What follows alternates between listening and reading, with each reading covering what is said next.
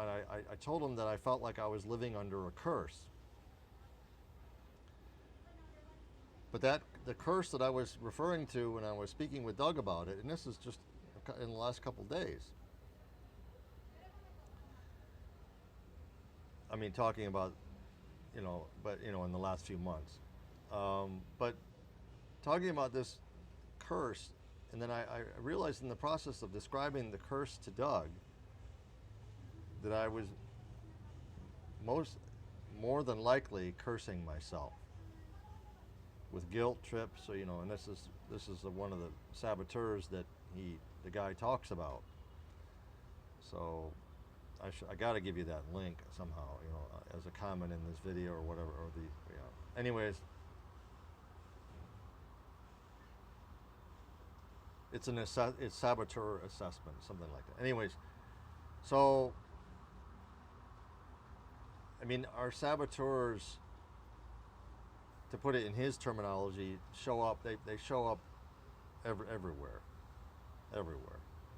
and we, like me, I feel like I'm under a curse, but it's sadly, in the end, undeniably, of my own construction, and it's pretty sad, man. And I'm tired of cursing myself, and so I've been praying and praying and praying and praying and praying for God's help to get out of these. And Nana used to put it in a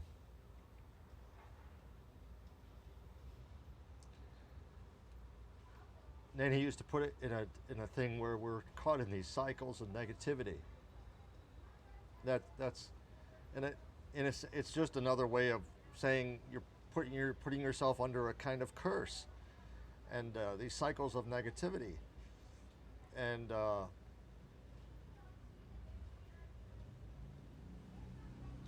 it's hard, man. It's hard to break out,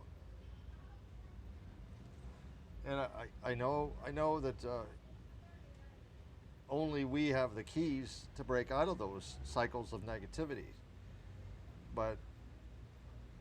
And I'm not trying to make a pitch for God or Christianity or anything, but my only way out was through prayer, man.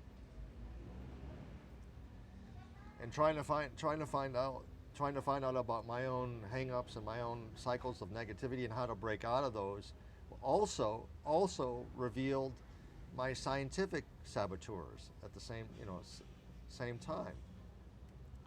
So I had you can see that coming down, right? So my personal saboteurs are linked with my scientific saboteurs, and I was totally fucked. Totally fucked. So I was mind fucking myself the whole time. Spiritually, scientifically, and for a number of years, man, for a number of years.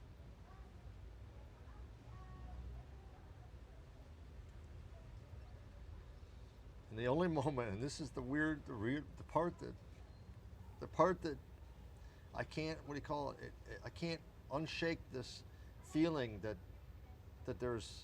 it's not just internal psychodrama. It's not just self-delusions and psychiatric mumbo jumbo. There's some valid points to their and I'm looking at the church. There's some valid points. This is the one point that I want to make, and I won't talk about it. I'll try not to talk about it again.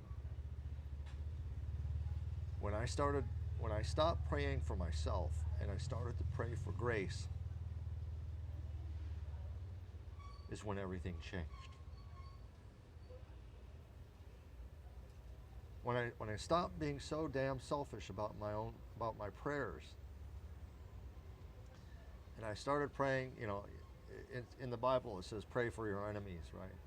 Well, for the last few months, who was my enemy but grace? And I felt like she wanted me dead, and I really felt like that. But really, she just wants money, and she does. I don't think she wants me dead. I think she just wants money. Um, the thing is, what's my point? Instead of being so damn selfish about my prayers, when if I can put that biblical expression really into practice, really pray from my heart for grace, the enemy, and I don't have to put that in quotes, the enemy, my mortal enemy, is, for the last few months, has been Grace, with her negativity and her deceptions and stuff. And I'm not saying I didn't deserve it. I'm not saying I never deserved her negativity, nor her deceptions, nor her cheat. Her cheat. Uh, this up I will put in quotes. Cheating on me with another guy. I mean, she had license to do all her negativity and her cheating and her deceptions and her lies. She had license to do. I gave her, the license to do that by my sins against her. My point is that my point right now at this moment is that I really feel that there's some validity to their.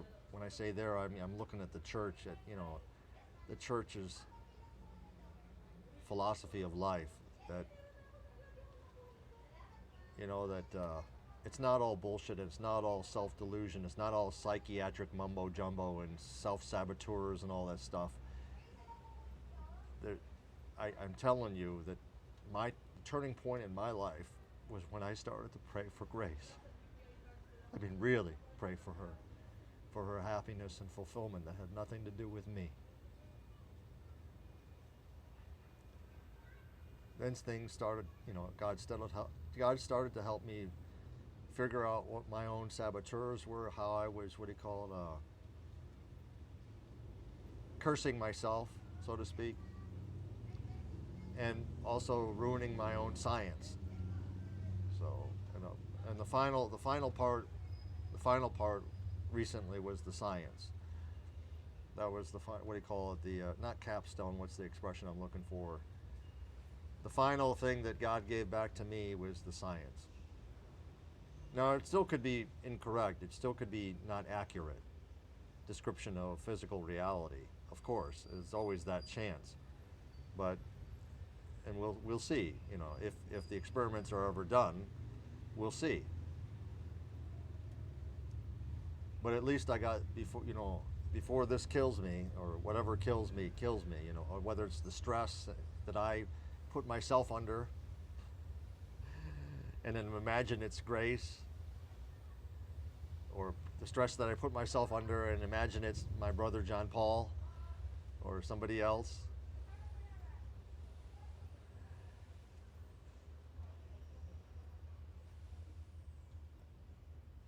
This is not going to kill me. The stress that I put myself under.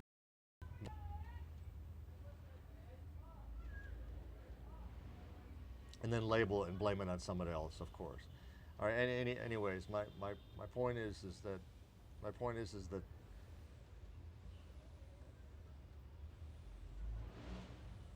I came to a turning point in my life when it's like, I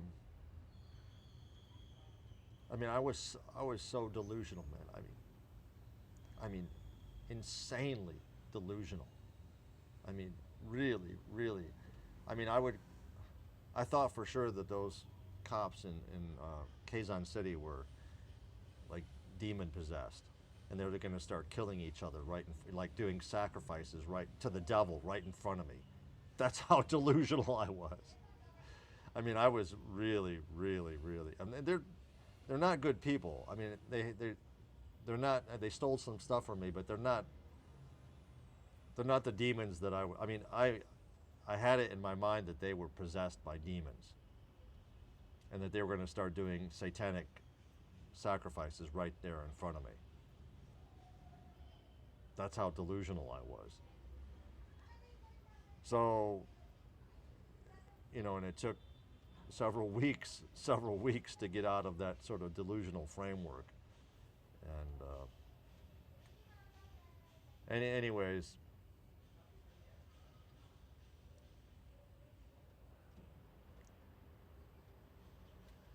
You know, and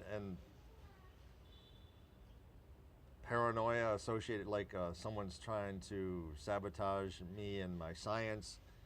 That's also delusional. I mean, to me, that's delusional. I mean, I don't want to go back. That's my point. Another point is, please, you know, I pray every day. Please don't let me go back. Don't let me go back to that.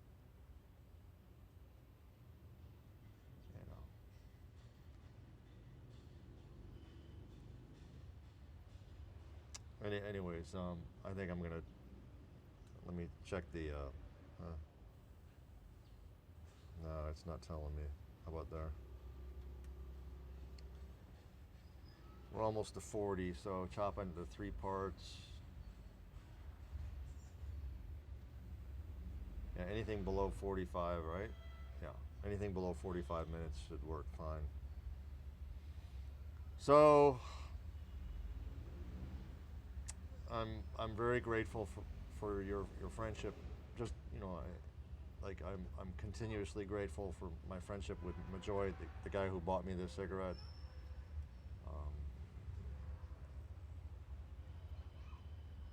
I'm continuously grateful for your friendship and for Doug's friendship and for Majoy's friendship, and not because of this, but because of the friendship. Not because he gives me free cigarettes. It's because I'm grateful for my authentic friendship with him.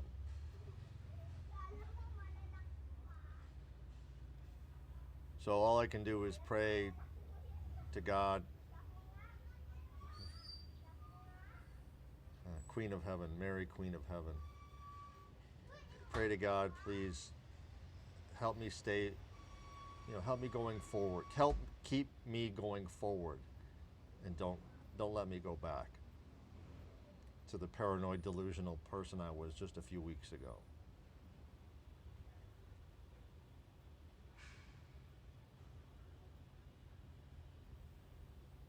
So I'm going to try to find that link while I chop up the videos.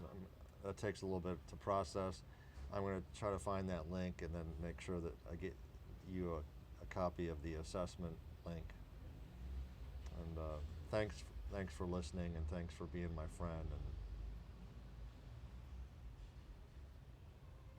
God willing, we can beat, we can keep both of our saboteurs from regaining control for the rest of our lives. God willing. As a team, together. I mean, you and me. The two anti-saboteurs as a team. God willing. Because I'm an anti-saboteur, and I'm sure as soon as you take your assessment, you're going to be an anti-saboteur, and together we can beat these fuckers. We can beat these fuckers.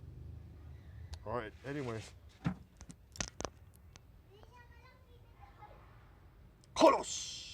Kodos!